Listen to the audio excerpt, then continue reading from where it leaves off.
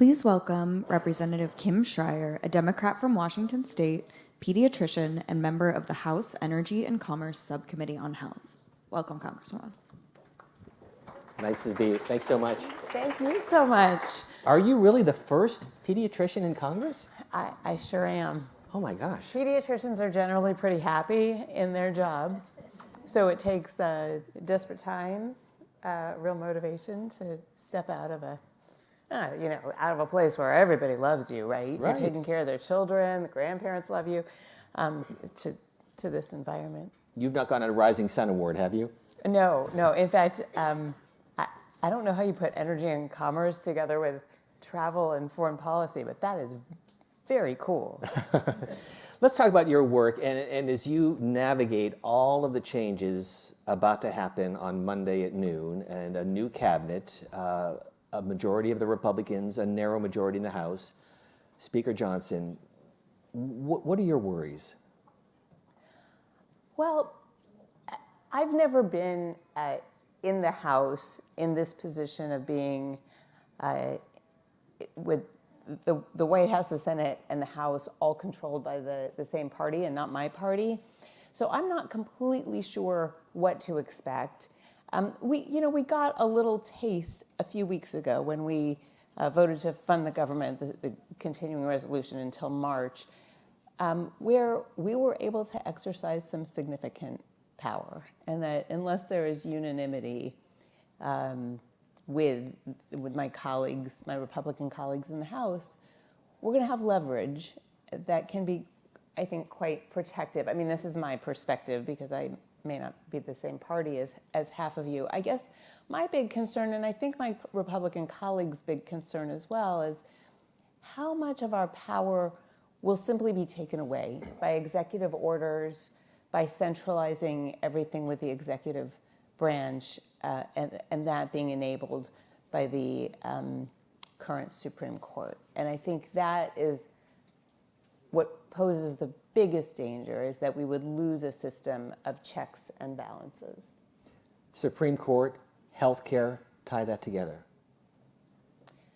Well, specifically with Supreme Court and healthcare, the first thing I think of is the overturning of Roe v. Wade, of course, and taking a decision away from women and their doctors and putting it in the hands of politicians. And then we've seen what's happened across the country when political figures, often in gerrymandered districts that don't represent, I mean, there's no red state that's 100% red, right? Like there's a lot of people there who feel very, and are very, disempowered by the removal of their right to make decisions about their own bodies. And so I fear, again, more power with the executive branch and more political meddling in healthcare. I'm worried about, the FDA and mifepristone too.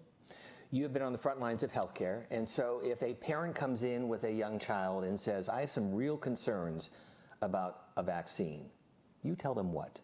Oh my gosh, that happened all the time. I mean, first, this really ticked up in about 2000 when a very fringe doctor in England had like 12 patients, and he just started theorizing that perhaps the MMR vaccine was related to autism.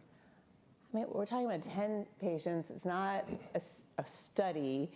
This spread like wildfire. I mean, that spreads like wildfire. The fact that we're preventing thousands of deaths every year from a terrible disease, like nobody hears that pin drop, right? It was total misinformation. I got questions all the time from nervous parents, but here's the thing. Like I said, pediatricians, we're very trusted by our patients. We're there at deliveries often. We coach them through difficult moments, and we sit down and we have a fireside chat where I acknowledge that it can be scary, especially when we live in a time when most people have never seen measles. Today's parents really have never seen chickenpox. Mm-hmm. They haven't seen any. Which is a good thing. It is such a blessing, right? So then all parents today can do is look at the risks and not consider the the benefits. And so we have a discussion. And I mean, 90% of the time, those kids get vaccinated. But there is so much misinformation out there. I've said this so often before that the good news is with the web, there's more news and information out there than ever before. The bad news is there's more disinformation, especially when it comes to public health, especially when it comes to vaccines. How do we break through that? And I guess more importantly, how do we educate parents who have legitimate questions about vaccines and where we are in the health sphere? Listen, I think it's fine to have questions. Nobody should have an issue with having a question. The problem is when you have people who are intentionally spreading disinformation, things that have already been disproven, and we have potentially a future Secretary of Health and Human Services who's sowing doubts, bringing up questions that have been long settled by massive studies that have disproven Dr. Wakefield in England. So, I've been thinking a lot about this, and it is ultimately going to require the people in this country around the world to become critical thinkers and double checkers. And that, I'm watching my son's education, and they are getting education into looking at sources and double checking things. But most people in this country aren't. And that's why we are seeing conspiracy theories flying, and people believe the scary stuff and don't understand science evolves, and we should be trusting our authorities. It makes me nervous about the replacement of scientists, like Dr. Bouchon was just talking about, people who have been in these agencies for years and studying, they're the experts. If they're replaced by political appointees, you're going to be looking to your own family doctor and your pediatrician for truth, and that's going to be a tough time. Well, that's sobering to think about. Dr. Bouchon did not want to answer the question, but maybe you will. If you were in the U.S. Senate, if you were on the Health Committee asking questions to RFK Jr., he has said repeatedly that he's not a vaccine denier, he's a skeptic on some vaccines. What questions would you ask him? Well, in my mind, that's disqualifying enough. If you're a skeptic about something that has had study after study already done, that's been proven to save countless lives, that has been shown both in pre-release studies and post-release, when we have reporting systems so that either doctors or patients can report if something has happened and they wonder if it might be due to a vaccine, just sowing that doubt, that is so irresponsible to bring up these questions. That's why I spent so much time in my clinic answering these questions, is because people out there, Jenny McCarthy, people who have no medical background are sowing doubt, scaring the public. Vaccination rates drop. They don't have to drop much. We had a case of polio in New York not that many years ago. We've seen measles outbreaks when there are pockets of under-immunization. These diseases are around. By the way, when you see one case of paralytic polio, it means there's 100 people who got polio, because only 1 out of 100 about actually show severe symptoms. So these diseases are there. They're waiting to come back. And if you are out there going, I don't know if we should do this, that's disqualifying. So let's follow up on what Congressman Bouchon was talking about, because there is the ability for Congress to push back on some of these issues. When you talk to your Republican colleagues in the public health debate, in the vaccine debate, what do they tell you? Oh, well, just go look at any hearing in Congress. They become very partisan. There were fights over masks. I don't want to go back to COVID. Well, I'll have a little PTSD over that one. But, the reality is science advances. We didn't know how it was spread at the beginning. We learned over time. Masks aren't just there to protect you. They're to protect everybody else. And, the fact that that led to such fierce debates was deeply frustrating and unfortunately deeply partisan. So, yeah, there's checks and balances, and there is a lot of bipartisanship in our particular committee, in the Energy and Commerce Committee.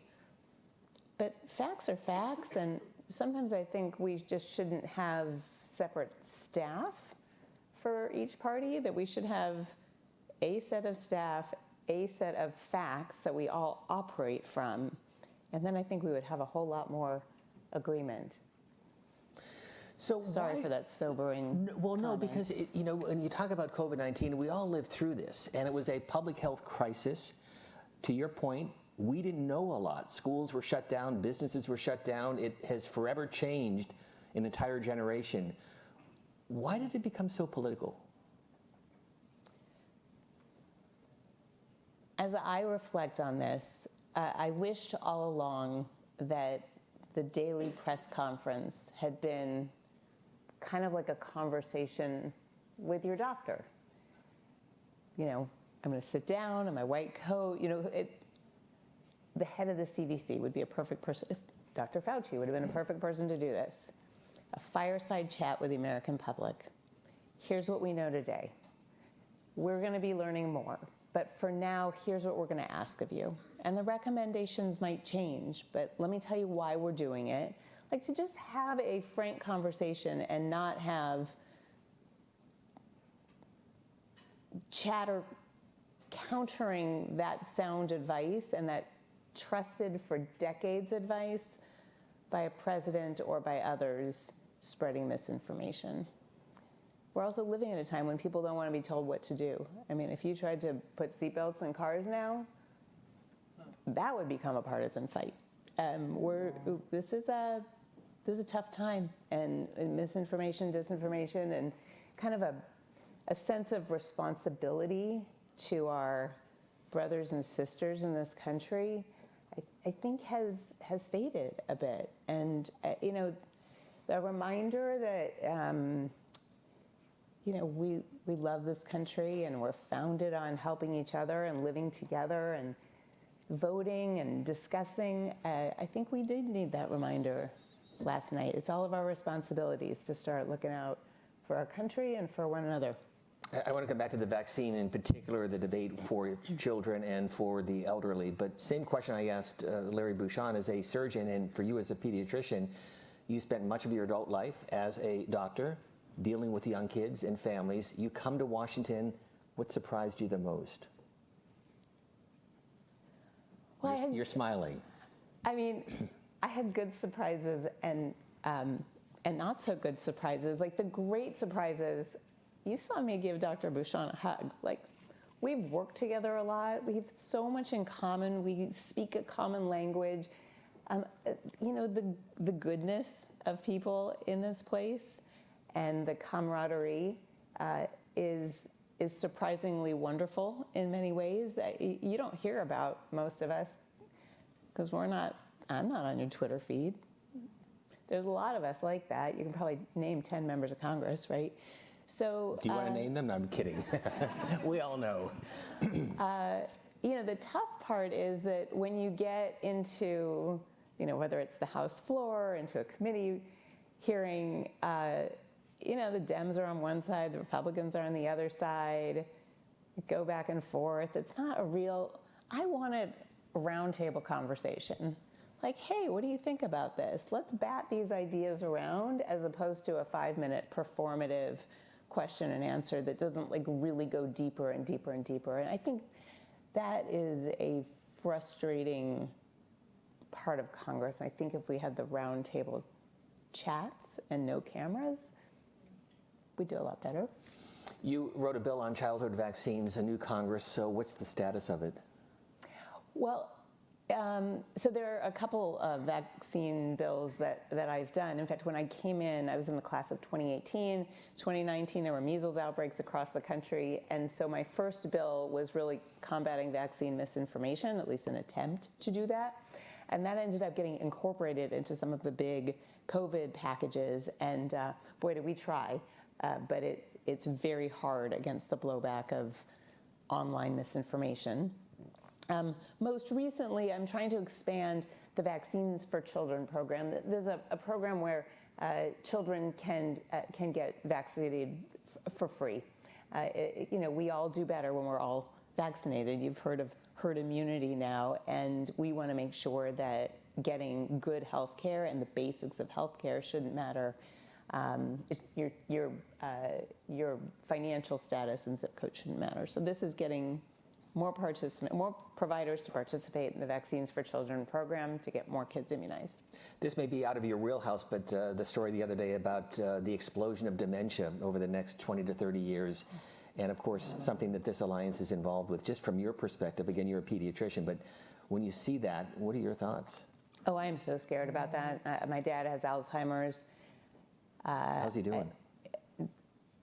Not well. I mean, it is a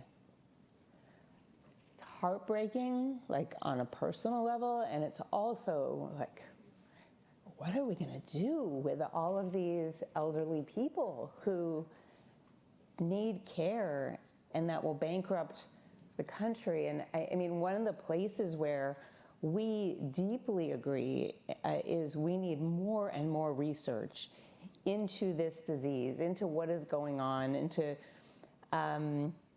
everything we can do to stave this off as long as possible, because it will devastate not just people, partners, and families, but the country. I'm so sorry. I mean, we've all dealt with this, haven't we? Yeah, I mean, I think we all have, and it's, or know people who are dealing with it. Sure, absolutely. It is so common. You know, we're not dying of massive heart attacks when we're 60 anymore. So let me close the loop. A final question when it comes to the elderly in vaccines and what we need to do as a country, as a society, Congress, and public health experts. You know, there's two really vulnerable groups when we think about illness. And COVID was different in this respect because kids were not. But typically, it's children and it's the elderly. And children are also the vectors that give it to everybody else. As anybody with a child or a grandchild knows, you get sick for the first 2 years because they're always snotty and coughing. And so getting kids immunized with the Vaccines for Children program and with getting information out there and having a medical home for every child is critically important for keeping them safe and also for keeping their grandparents safe. And then what we did with the Inflation Reduction Act, with not just $35 insulin, not just Medicare negotiating the cost of prescription drugs, but making adult recommended vaccines free for seniors is a really big deal. That shingles vaccine costs about $400, and that will make a senior go, I don't know, because I don't know if this is covered, and now it's free. The pneumococcal vaccine, I actually got my shingles, my pneumococcal, flu, COVID. I got these all done just in the last month and or two, and they're really important. If kids are going to bring home pneumococcus, it'd be nice if the grandparents didn't get pneumonia and sepsis and die. There you go. Good luck with your dad. Thank you very much. We really appreciate your time, Congresswoman. Thank you. Thank you so much. Please I come back appreciate again. the conversation. Nice to meet you. Thank you so much. Thank you. Appreciate it.